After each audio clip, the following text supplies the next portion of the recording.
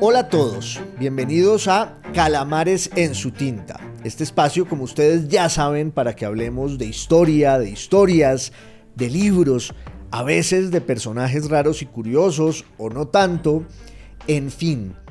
Por estos días, una vez más, estamos todos en vilo por lo que está ocurriendo en el Medio Oriente.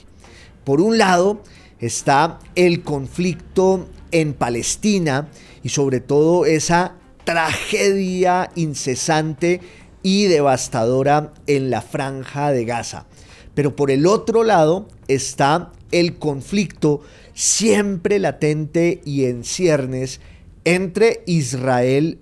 e Irán.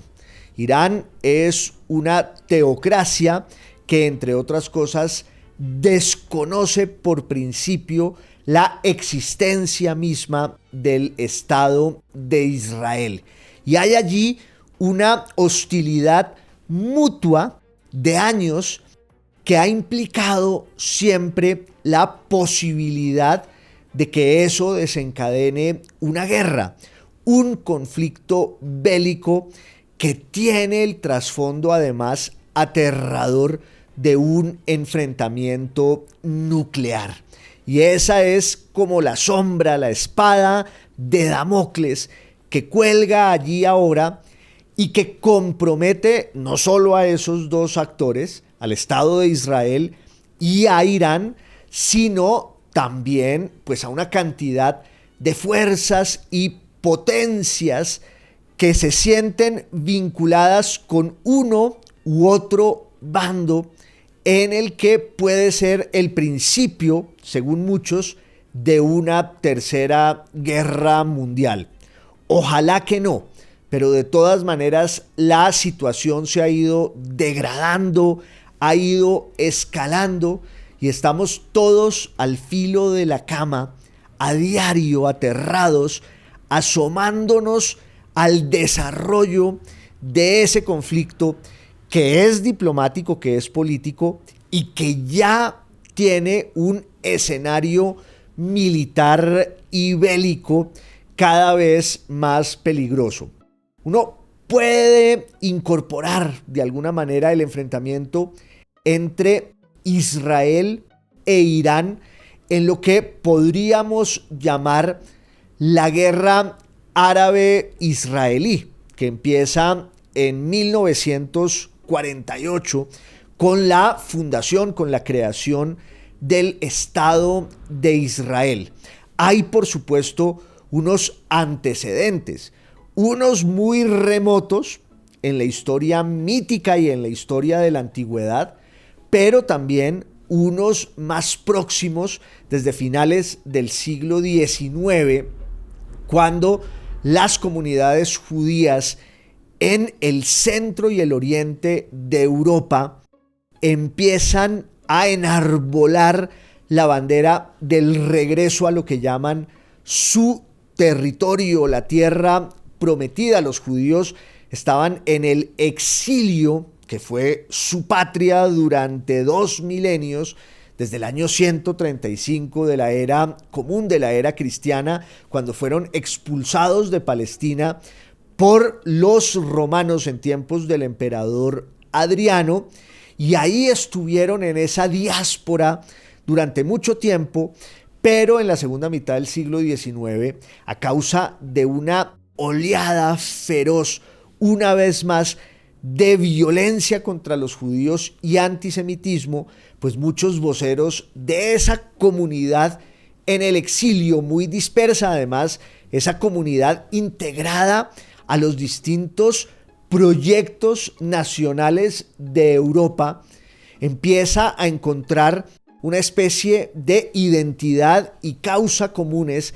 en lo que se llama el sionismo. La idea de que los judíos tienen que tener un territorio y tienen que tener un Estado nacional para ellos. En ese tiempo se decía, a finales del siglo XIX, un lugar bajo el sol. Y eso es lo que buscan los judíos con el regreso a Palestina, donde estaban pues las poblaciones árabes, en su gran mayoría ya integradas también al Islam, que además pertenecían a un gran poder de esa región, que era el Imperio Otomano, el Imperio Turco. Y entonces viene un conflicto desgarrador entre los que van llegando a reclamar ese territorio que decían les pertenecía desde tiempos inmemoriales y por razones históricas y religiosas. Viene un conflicto entre los que van llegando y los que están allí, pero ese conflicto se desborda sobre todo a partir de 1947 y 1948 con la creación del Estado de Israel, que también se considera en el plano internacional una especie de indemnización y reparación por el cataclismo, por la tragedia reciente del Holocausto. Y con la creación del Estado de Israel, después de 1947 y 1948, ya cuando se proclama en mayo de ese año la fundación de Israel, pues viene un enfrentamiento bélico entre Israel, el Estado judío, y todos sus vecinos que son árabes. Ese es el conflicto árabe-israelí, que tiene una cantidad de etapas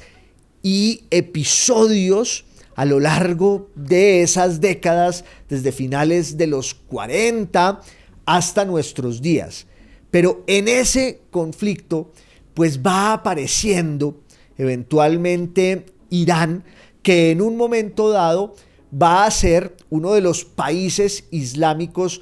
que va a reconocer a Israel con un elemento que no podemos negar, que no podemos obviar y que es determinante también como para aclarar todo lo que estoy diciendo y no suscitar confusiones. Irán no es en absoluto un país árabe.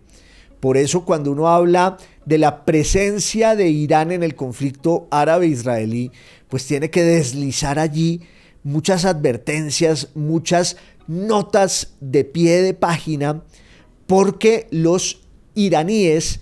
que están integrados desde el siglo VII y VIII de la era común, de lo que podríamos llamar un poco paradójicamente la era cristiana, al relato histórico del Islam, y ahorita vamos a hablar un poco más de eso, los iraníes pues son persas, son arios, son indoeuropeos y tienen una condición lingüística y étnica, si se quiere, que es muy distinta a la de la experiencia de los pueblos semíticos, entre ellos el pueblo hebreo y los árabes. Pero en un momento dado empieza a darse ya con la revolución iraní ese conflicto entre ese estado que se vuelve teocrático desde 1979 con el Estado de Israel. Y entonces Irán, que es un país islámico como lo son la mayoría de los países que colindan con Israel, que son árabes, pues Irán termina incorporándose a ese conflicto. Y entonces ya va a haber una condición un poco más religiosa que étnica y lingüística. Y no deja de ser una paradoja que vale la pena estudiar desde el punto de vista histórico, porque hubo siempre una relación en lo fundamental armónica entre los persas y los judíos. De hecho, en el Antiguo Testamento, los judíos tienen reverencia y gratitud por uno de los primeros emperadores y reyes del imperio persa aqueménida, que es Ciro el Grande, que es quien propicia, entre otras cosas, en el siglo VI antes de Cristo, el regreso de los judíos que estaban en el famoso cautiverio en Babilonia. Es Ciro el Grande, un emperador persa, el que propicia el regreso de los judíos a su tierra. Y es allí cuando van a reconstruir el templo del rey Salomón, que había sido destruido cuando llegaron los babilonios, justamente en tiempos de Nabucodonosor. Entraron a saco y se llevan a los judíos a esa experiencia desgarradora y determinante, eso sí, en la identidad del judaísmo, porque el exilio y el cautiverio en Babilonia significaron pues mucho para la construcción y la consolidación de la identidad religiosa, cultural y diríamos incluso nacional de los judíos, que están allí pues lejos de su tierra. Ahí va a haber una consecuencia lingüística y es, entre otras cosas, la apropiación por parte de los judíos de esa lengua que era la lengua común de todos los pueblos que estaban allí, que es el arameo, y una cantidad de procesos religiosos, teológicos, que luego van a volver con ellos cuando se asienten otra vez en su territorio, reconstruyen el templo, y eso es posible gracias a la manera en que los persas administran su imperio, que también se ha creado de manera reciente y que ha logrado derrotar a todos esos poderes históricos que estaban allí en la Mesopotamia y en el Medio Oriente. El imperio persa nace justamente allí en la meseta iraní y está enclavado un poco en lo que se llamaba la civilización médica, que era también pues una civilización de estos pueblos indoeuropeos del centro de Asia, que se habían ido unos hacia el norte de la India, pasando pues la civilización del Valle del Indo, otros se habían quedado en el centro de Asia, que es el enclave, el núcleo de la identidad aria, y otros se habían ido desplazando hacia el occidente hasta llegar a la propia Europa. De pronto aquí conviene hacer otra precisión, y es que cuando hablamos de los arios y de los indoeuropeos, de estos pueblos que tienen ese parentesco sobre todo lingüístico, pues podemos incurrir también en el error y la ilusión de que se trata sobre todo de un fenómeno étnico. La verdad es que no. Esa categoría de los arios surge en el siglo XVIII y en el siglo XIX en la universidad y en la academia en Europa, con esos grandes descubrimientos arqueológicos y filológicos que están allí en el mundo colonial, las grandes potencias coloniales de Europa, en particular Inglaterra, pues están conquistando el mundo y en sus dominios coloniales se encuentran con unas civilizaciones a las que van a explotar y a expoliar en términos económicos, por supuesto, pero en términos culturales e históricos viene también un intento por desentrañar un poco lo que hay allí. Y entonces hay unos sabios y unos eruditos que están tratando de desenterrar la verdadera naturaleza de esas civilizaciones en el Medio Oriente, en Egipto, en la Mesopotamia, en India, en el Asia Central. Y entonces muchos de esos sabios y grandes filólogos y lingüistas llegan a la conclusión de que hay un cierto parentesco entre distintos pueblos de la tierra que hablan más o menos con la misma estructura idiomática. Entonces, ese criterio que tiene que ver con la lengua es el que permite encontrar una gran familia de pueblos que son los pueblos indoeuropeos. Y ahí conviven los indios, los iraníes o persas, los griegos, los romanos, los alemanes. Es un dato que fueron encontrando, insisto, los arqueólogos y los lingüistas en el siglo XVIII y sobre todo en el siglo XIX. Lo que pasa es que allí mismo, sobre todo en Francia y en Alemania, donde se está dando este descubrimiento filológico y arqueológico de las conexiones que hay entre distintos pueblos del mundo, allí mismo empieza a surgir una variación y una aberración que tiene que ver con trasladar esa familiaridad, ese parentesco que es lingüístico y que es idiomático al territorio, al plano de la raza y de la etnia. Sobre todo esa categoría de la raza es obviamente una hipótesis pseudocientífica que muchos filólogos franceses, alemanes, van a adaptar a sus prejuicios que tienen que ver con la idea de las razas superiores y de una especie de jerarquización étnica, y entonces es allí cuando esos conceptos de los pueblos indoeuropeos y su contraposición, que son los pueblos semíticos, y allí también el elemento que define esa identidad es un elemento lingüístico, no es un elemento ni racial ni étnico. Pero muchos lingüistas y sobre todo muchos ideólogos políticos se sirven un poco de esas categorías para trasladarlas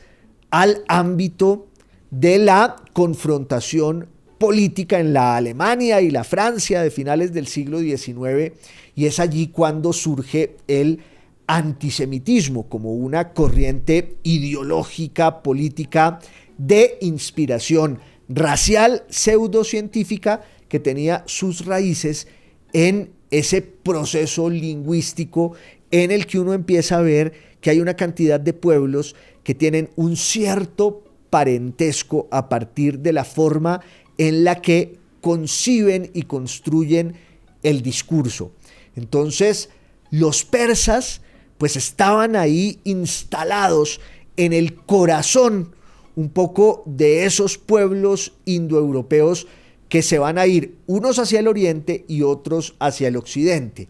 Y en el siglo VII antes de Cristo y luego ya en el siglo VI antes de Cristo, los persas se erigen en un imperio descomunal que va a dominar toda la meseta iraní y toda la Mesopotamia, el Medio Oriente, van a llegar incluso hasta Egipto, van a entrar a Anatolia, y ese imperio se caracteriza pues por una flexibilidad administrativa y religiosa que hace que sea muy próspero, muy pacífico en lo fundamental, y que muchas de esas minorías que viven allí pues estén en términos muy relativos tranquilas y en paz. Es el caso, como acabamos de verlo, de los judíos. Gracias a uno de esos emperadores fundacionales del poderío persa, los judíos pueden regresar a su tierra. Entonces, siempre hubo en el judaísmo una deuda de gratitud hacia los persas y hacia la memoria de Ciro el Grande. Esa dinastía de Ciro el Grande, de esos emperadores persas, es la llamada dinastía aqueménida, por el fundador de la estirpe, que se llamaba así, Aquemenes. Ciro el Grande era descendiente de Aquemenes y construye un imperio enorme que va a durar más o menos 2 siglos y medio y que va a tener un nuevo escenario de conflicto y de confrontación cuando los persas tratan de ir a Grecia y tratan de conquistar a la cultura que había allí, esa cultura caracterizada pues por unos elementos religiosos y lingüísticos, y también por una cierta dispersión política en torno a las ciudades-estado. El orden político de los griegos, que habían logrado esa identidad en torno al idioma, la literatura y la religión y la mitología, que hacen parte de lo mismo, con unas variaciones dialectales en el mundo helénico, en el mundo griego, pero ese mundo que tenía esa condición unitaria en torno a la lengua, la religión y la mitología, su historia, su pasado y su identidad, pues en términos políticos estaba fragmentado en unas ciudades-estado, que son las llamadas polis, y allí tratan de llegar los persas en el siglo V, en el siglo VI antes de Cristo y luego en el siglo V, y los griegos empiezan a encontrar esos elementos que los unen más allá de la dispersión política en torno a la polis y se unen para enfrentarse a los persas y logran evitar que los persas conquisten Grecia. Ese es uno de esos momentos en los que empieza a definirse esa confrontación histórica entre lo que llamamos Oriente y lo que llamamos Occidente. Los griegos, de manera heroica, sobre todo en el siglo V antes de Cristo, pues logran conjurar y contener la amenaza persa, los sacan de allí y luego, entre otras cosas, pues van a ir surgiendo unos poderes muy grandes en el mundo griego que son los que han protagonizado el enfrentamiento exitosísimo contra el imperio persa, que era descomunal. De ahí va a surgir, entre otras, una guerra civil entre dos de las ciudades más destacadas en el enfrentamiento entre los griegos y los persas, que son Atenas y Esparta. Y esas dos ciudades se van a consumir en una guerra muy larga que va a propiciar el surgimiento en el norte del mundo griego de un nuevo poder que es el de Macedonia, y ese poder va a estar encarnado luego en la figura de Alejandro Magno. En el siglo IV antes de Cristo, y el señor Alejandro Magno va a romper esa consigna que hubo siempre entre los griegos de que lo mejor era que ellos estuvieran allí en su mundo, que tenía esos valores aglutinantes de la literatura, la mitología, la religión, la lengua con sus dialectos, una identidad nacional, se puede llamar así, que en términos políticos estaba fragmentada en las polis. Alejandro, un poco siguiendo la estela de su padre Filipo de Macedonia, Alejandro dice: no, nosotros vamos a conquistar el mundo persa y vamos a conquistar el Oriente y vamos a ir allí donde están los bárbaros. Los griegos dividían el mundo entre ellos y los otros. La diferencia esencial entre la cultura y la barbarie. ¿Qué es la cultura? Pues aquello que nos identifica y nos hace hermanos y nos vuelve afines y prójimos. ¿Qué es la barbarie? El mundo que está por fuera de la cultura, donde no se habla griego y donde no hay prójimos. Y Alejandro dice: no, pues vamos a hacer de los bárbaros nuestros prójimos. Y viene ese proceso maravilloso del encuentro entre la cultura griega de la mano de los ejércitos de Alejandro y todas las culturas que están allí a su paso, sobre todo en el mundo oriental, en Anatolia, en el Medio Oriente, en Egipto, donde estaba la vieja civilización faraónica, los viejos pueblos y las viejas civilizaciones supérstites de la Mesopotamia y el gran poder que ahora mandaba allí, que era el de los persas. Y es entonces cuando ese imperio de los persas, pues de alguna manera se rinde ante el embate primero de los griegos y luego llegarán los romanos, y entonces en el mundo persa hay una especie de bache durante bastantes siglos. Aquí yo creo que corresponde un paréntesis que vale la pena, y es que en el mundo de hoy hay unos países cuya identidad nacional se remonta a esas civilizaciones o algunas de esas civilizaciones antiguas, milenarias y gloriosas. Es el caso, por ejemplo, de la China. China hoy es un Estado nacional cuya identidad histórica se remonta a la experiencia antigua de esa civilización milenaria con la que la China actual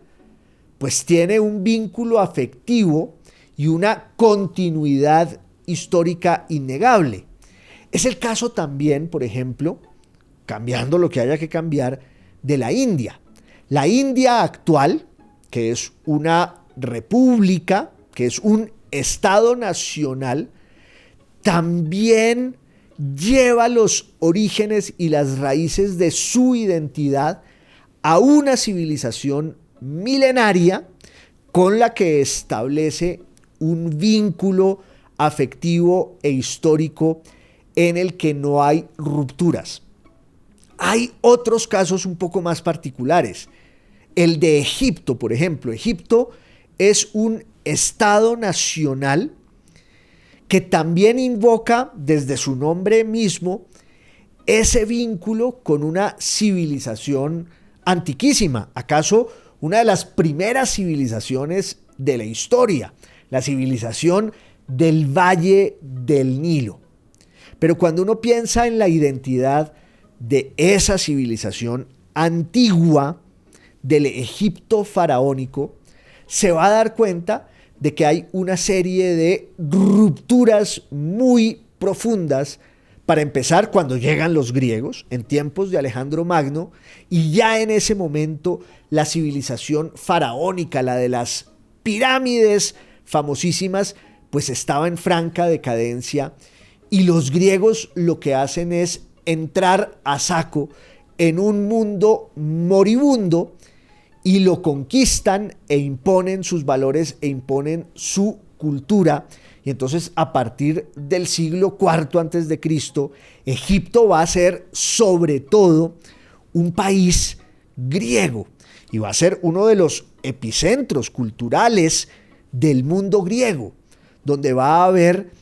muchas de las grandes conquistas de la civilización helenística, que era la civilización de la expansión de los valores y la lengua griega en Oriente. ¿Qué pasa con los persas? ¿Qué pasa con Irán? El Irán moderno y contemporáneo pues tiene también una relación muy problemática con su herencia persa, porque en términos lingüísticos, étnicos, en términos culturales, Irán tiene su asiento y sus raíces allí, en la tradición y la civilización persas. Pero luego, en un momento dado, va a darse una ruptura en esa tradición y en esa civilización, que es sobre todo la llegada, la irrupción del Islam. De manera que devolvamos un poco la película, porque estábamos en el momento en el que los persas son conquistados por los griegos, luego de alguna manera por los romanos. No es que fueran conquistados, pero se establece allí la dominación primero de los griegos, luego de los romanos, y va a surgir una especie de imperio intermediario en el mundo persa e iraní entre el imperio antiguo de los persas, que es el imperio aqueménida, y lo que va a aparecer luego ya en el siglo III después de Cristo, que es el imperio sasánida. Ese imperio intermediario del que les hablo es el de los partos. Entre el siglo III antes de Cristo y el siglo III después de Cristo, va a haber allí un pueblo que es el pueblo parto, al que los romanos tratan de doblegar, tratan de derrotar y no pueden hacerlo. Acuérdense ustedes de Craso, que era el socio político de Julio César y de Pompeyo, y que trató de conquistar a los partos en el año 54 a.C. y salió de allí a escobazos con el rabo entre las piernas y no pudo hacer nada. De hecho, va a morir en esa conquista fallida del reino parto. También Marco Antonio trató de hacerlo, de manera que los partos tenían una identidad política, militar y cultural muy fuerte, pero en el siglo III después de Cristo, como que los persas resurgen, derrotan a los partos y reconstruyen el viejo imperio persa que estaba en la meseta iraní y en la Mesopotamia. Es ese imperio que se va a llamar el de los sasánidas, por el título que recibían en persa sus reyes, el título elevadísimo del rey de reyes, el Shah, rey de reyes en persa. Entonces resurge el imperio de los persas en el siglo III después de Cristo, y ahora el enfrentamiento ahí en el mundo occidental es todavía con el imperio romano,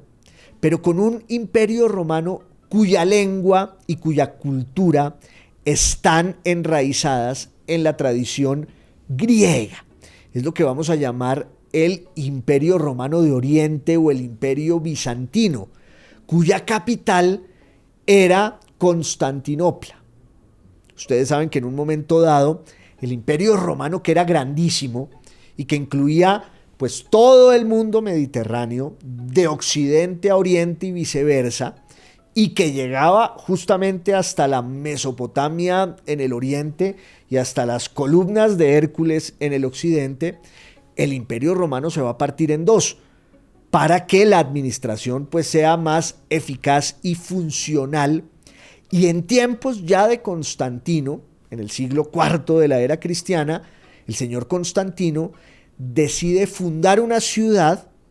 sobre un viejo asentamiento griego que se llamaba Bizancio, en el estrecho de los Dardanelos, en el paso entre el Mediterráneo y el Mar Negro, ahí por el Mar de Mármara. Constantino sabe que ese es un punto estratégico y funda una ciudad que ahora va a llevar su nombre, Constantinopla. Y esa ciudad se vuelve la nueva capital del Imperio Romano. De hecho, se llama también la Nueva Roma. Y eventualmente el Imperio Romano ya va a quedar partido en dos grandes mitades, la del Occidente y la del Oriente. La del Occidente fue objeto de una serie de invasiones feroces por parte de pueblos que estaban ahí en la periferia y en las fronteras, los pueblos bárbaros, los pueblos germánicos, y es lo que en términos históricos llamamos la caída del Imperio Romano de Occidente, que va a durar mucho tiempo y que es un proceso lentísimo. En cambio, el Imperio del Oriente, que hablaba griego y que por supuesto profesaba ya la religión cristiana, que fue el gran proceso histórico del Imperio Romano en el siglo IV, desde los tiempos de Constantino. Constantino ya se dio cuenta de que la gran fuerza demográfica, política y militar del imperio estaba en la civilización cristiana, estaba en la comunidad cristiana que había sido perseguida y que por cuenta de la persecución se había organizado mejor, se había vuelto cada vez más grande y poderosa. Entonces Constantino dice, el imperio tiene que aliarse con los cristianos. Y después de Constantino, otro emperador que se llama Teodosio I dice, el cristianismo va a ser la religión oficial del imperio. Entonces, cuando resurge el imperio persa en el siglo III y IV después de Cristo, ahí en la meseta iraní y en la Mesopotamia, el imperio que vamos a llamar sasánida por el nombre y el título de sus reyes, que eran los Shah, cuando surge el imperio persa o resurge, ese imperio pues tiene delante de sí, allí en el mundo occidental, a los griegos cuya capital es Constantinopla y que son cristianos, el Imperio Romano de Oriente o el Imperio Bizantino. Y van a estar en una guerra durante 3 siglos y medio, feroz. En un momento dado, los persas, creo que en el año 608 de la era cristiana, si no estoy mal, se toman Jerusalén, que era la ciudad santa, por supuesto, del judaísmo. Lo que pasa es que los judíos habían sido expulsados de allí ya en el año 135 después de Cristo, pero era también la ciudad santa de los cristianos, y esa ciudad se la van a tomar los persas. Van a estar ahí durante varios años. La va a recuperar para el Imperio Romano de Oriente un emperador que se llama Heraclio y que entró como en una cruzada con una cruz por delante, una cruz rampante para recuperar la ciudad de Jerusalén para el cristianismo. Y en ese enfrentamiento estaban en el siglo VII de la era cristiana, de la era común, y hablo a veces de la era cristiana y de la era común, porque hay muchos historiadores que insisten, quizás con razón, que hablar de la era cristiana implica un sesgo irrespetuoso. Era la nomenclatura que tuvimos siempre para dividir un poco la historia entre lo que hubo antes de Cristo y lo que viene después de Cristo. Pero se ha establecido una categoría un poco más amplia, que es la de la era común. Cuando hablamos de la era común, estamos hablando de la era cristiana. En el siglo VII de la era común o de la era cristiana, mientras ahí en el Medio Oriente están enfrentados el Imperio Bizantino, que es griego y es cristiano, que es la continuación del Imperio Romano. De hecho, ahí en Bizancio, ellos se sentían herederos absolutos del Imperio Romano. No sentían que hubiera habido ni ruptura ni caída del Imperio Romano. Allá los occidentales con sus desgracias. Pero en Bizancio había una identidad cristiana, romana y griega, pues que además produjo algunas de las grandes maravillas y los grandes prodigios culturales y literarios de aquel tiempo, y ese imperio estaba enfrentado con el imperio persa. Entre paréntesis, vale la pena señalar también cómo los persas, desde sus orígenes en el siglo VI antes de Cristo, tenían una religión que era el mazdeísmo, una religión que concibió un profeta que se llamaba Zoroastro o Zaratustra. Era una religión en la que se daba la contraposición permanente entre el bien absoluto y el mal absoluto. Dos fuerzas que están pugnando en este mundo por llevárselo consigo. Eso era el mazdeísmo, entre otras cosas, porque la divinidad del bien en esa religión es el Ahura Mazda. Entonces, cuando hablamos del mazdeísmo, estamos hablando de la religión de los persas, que también, por cuenta de su profeta y fundador, se llama Zoroastro. Y entonces, esa era la religión que profesaban los persas, con una sofisticación teológica, cultural, literaria, poética, estética descomunal. Entre otras cosas, el hecho de que los judíos hubieran tenido ese contacto con los persas cuando regresan del exilio en Babilonia y gracias a Ciro el Grande pueden reconstruir su templo, hace que haya un encuentro también teológico entre el judaísmo y el zoroastrismo. Y va a haber algunos elementos dualistas del zoroastrismo que van a empezar a ser incorporados desde el siglo V antes de Cristo al judaísmo. Pero saltando en la historia al siglo VII de la era común, de la era cristiana, están enfrentados a muerte los persas contra los bizantinos. Es una guerra que lleva mucho tiempo y además es una guerra heredada del enfrentamiento de Alejandro Magno y luego de los romanos contra los persas, contra los partos, otra vez los persas. Y en un momento dado, ambos pueblos están con los brazos caídos, están agotados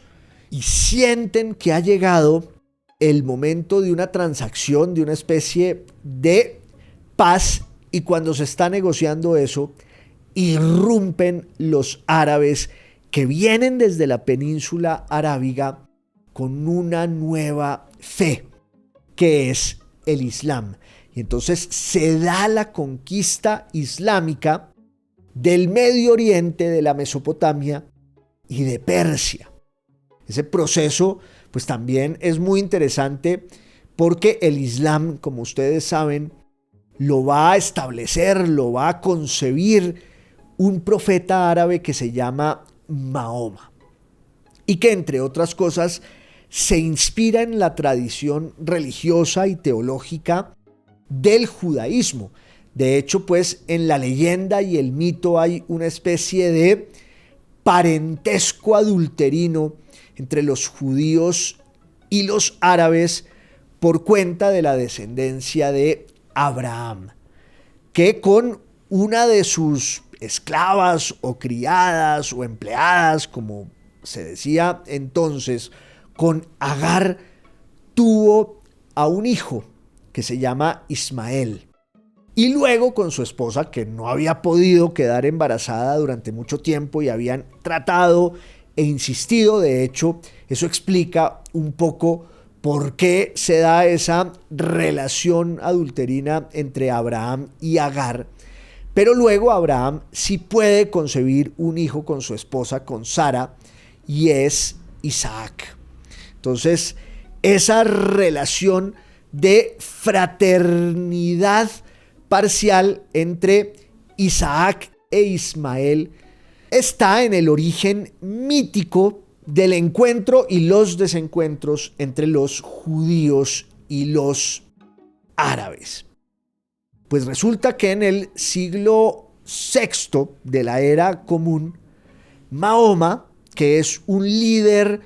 tribal y clánico de ese mundo árabe en la península arábiga, la Arabia profunda, no la Arabia superior que aparece tanto en los relatos, tanto bíblicos como paganos del mundo antiguo, griego y romano, el reino de los nabateos y eso no, esa era la Arabia superior. Pero la Arabia inferior, la Arabia feliz, la Arabia profunda de la península arábiga, era un mundo clánico, tribal, beduino, seminómada, con grandes relaciones comerciales, pero con muchos conflictos entre las distintas tribus y los distintos clanes. Y ahí aparece un personaje que se llama Mahoma, y es él quien va a jalonar un proceso político de unidad entre todas estas comunidades tribales, pero para lograrlo, él termina concibiendo una nueva religión que obviamente va a superar todos los relatos religiosos que había antes en el mundo árabe, que eran animistas, que eran precarios, que eran primitivos, y Mahoma se pega un poco del relato abrahámico de la religión judía monoteísta y saca una gran cantidad de elementos que hay allí que él, entre otras cosas, admiraba porque entiende que en parte el éxito, sobre todo el éxito económico del judaísmo, nace también de esta condición identitaria que está en su religión y que está en su fe, que tiende siempre a la unidad, a hacer de las creencias religiosas un elemento de unificación y de armonía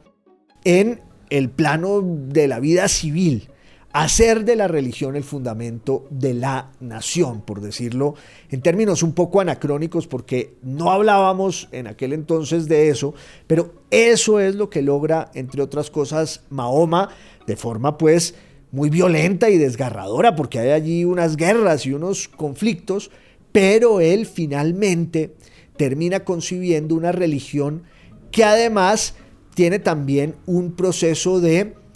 inspiración y revelación. La revelación de ese Dios que se llama Alá, y que va dándole a Mahoma, que era un iletrado, una serie de profecías que él, como en un rapto místico, empieza a transmitir para que unos escribas vayan copiando lo que es ese dictado que es la voz de Dios, y es lo que llamamos el Corán. El Corán no es sino eso, el dictado de Alá a través de su vocero, que es el arcángel San Gabriel, que le va hablando al profeta Mahoma, y Mahoma va destilando pues esas profecías en un texto que se va a volver la base para que esas tribus y esos clanes dispersos y enfrentados en el mundo árabe terminen confluyendo, terminen concurriendo en una nueva identidad que es a la vez religiosa y nacional. Y ese es el surgimiento del Islam. La palabra Islam quiere decir sumisión, sometimiento. Entonces, el Islam es el sometimiento, el acatamiento, la obediencia, la sumisión a la palabra de Dios que ha sido transmitida a su profeta, que es Mahoma. Y Mahoma logra la proeza de unir a los árabes. Gana una serie de guerras, se impone, y los árabes, a la muerte de Mahoma, lo que queda es un legado, por un lado, religioso, moral, político, teológico, determinante en el surgimiento de esa identidad árabe que tenía un antecedente de su poesía, de su lengua, pero todo eso desemboca en ese crisol que es la fundación, la creación del Islam como una nueva religión monoteísta, expansiva, proselitista, que además tiene la consigna casi de someter al mundo entero. En el Islam hay esa vocación de dominio, de salvación del mundo entero de la mano de las revelaciones de Alá a su profeta. Y quienes van a llevar a cabo esa primera etapa de la expansión árabe e islámica, pues son los herederos del señor Mahoma. Por desgracia, estoy viendo aquí un cronómetro que mi querido Will, nuestro productor, me pone siempre en la esquina para que yo no me salga de madre, nunca lo logro. Se nos acabó hoy el tiempo. ¿Cómo les parece a ustedes esa desgracia para mí? Entonces, en la siguiente salida vamos a seguir hablando de Irán, de los persas y de su relación con los judíos y con Israel. A todos por su compañía, mil gracias en esto que es Calamares en su tinta.